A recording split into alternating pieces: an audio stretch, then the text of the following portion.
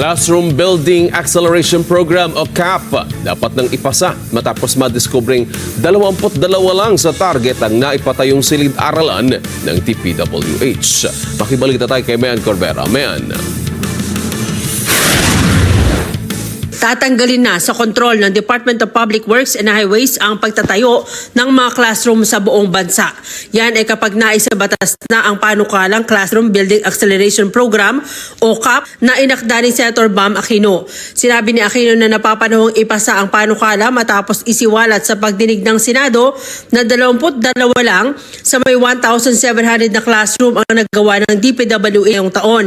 Nababahala si Aquino na chairman ng Senate Committee on Basic Education dahil kung ipapaubaya sa DPWH ang trabaho sa konstruksyon ng mga classroom, baka lalo pang lumobo ang backlog na maaring umabot sa 200,000 pagdating ng 2028. Kung maaprubahan ng panukala, ipapaubaya sa mga local government officials at mga non-government organizations ang pagtatayo ng classroom.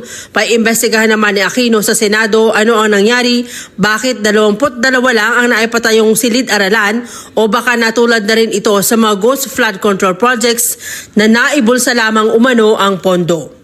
Kaya klarong-klaro po sa akin na kailangan tanggalin na sa DPWH yung paggawa ng mga classrooms natin. Minumungkahi po natin na bigyan natin ng tulong yung mga local government unit na sila mismo yung gumawa ng mga classroom sa kanilang mga lugar. Ito po yung laman ng Classroom Acceleration Program. Ponduhan po natin to. Mayan Corbera para sa Mata ng Agila, matatag, matapang, matapa.